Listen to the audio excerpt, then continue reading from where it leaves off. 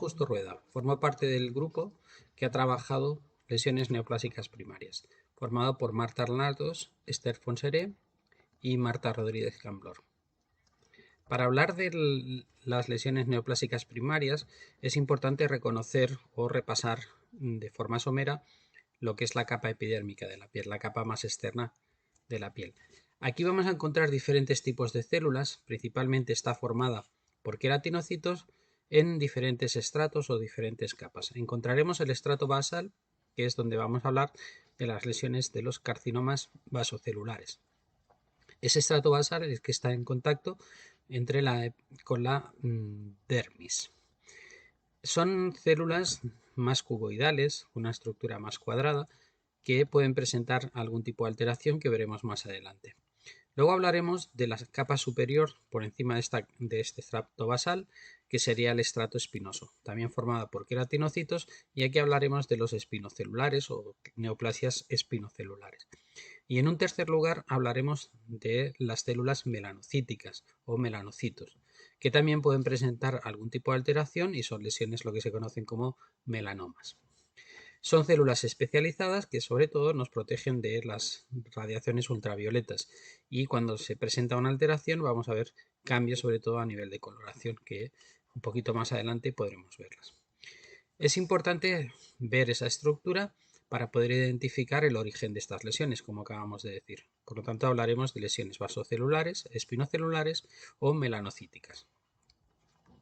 Sabemos que el 70% de las lesiones neoplásicas van a aparecer en este estrato, en el estrato epitelial. Como podemos ver aquí en la gráfica, este estrato de aspecto más rosado es el que va a presentar generalmente las alteraciones celulares.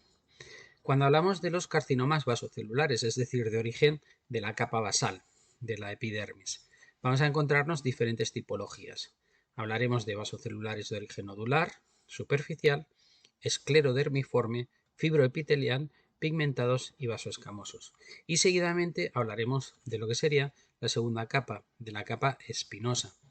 Por lo tanto, se conocen como espinocelulares. Estos representan entre un 10 y un 20% de las neoplasias de origen cutáneo. Lo que se ha visto, según la literatura, es que hay un incremento muy importante de este tipo de lesiones, entre un 50 y un 300%, según la literatura, en las 3 últimas décadas.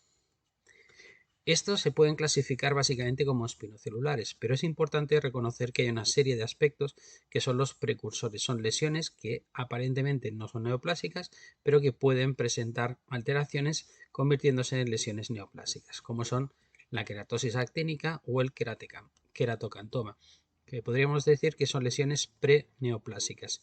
Luego veremos también otro tipo de alteraciones, como son la enfermedad de Bowen, la úrcera de Macholi, el sarcoma de Kaposi y hablaremos también de otro tipo de células que son los carcinomas de Merkel y los angiosarcomas. Estos también se diferenciarán pues que su origen es diferente. No obstante, ahora haremos un pequeño repaso de estos últimos, de los adenocarcinomas y también algunas células o algunas, mejor dicho, lesiones de origen hematológico. Cuando hablamos de los melanomas, quizás son los más conocidos porque se aparecen a nivel cutáneo y van a presentar cambios a nivel de coloración. Tienen su origen en esa unión dermoepidérmica.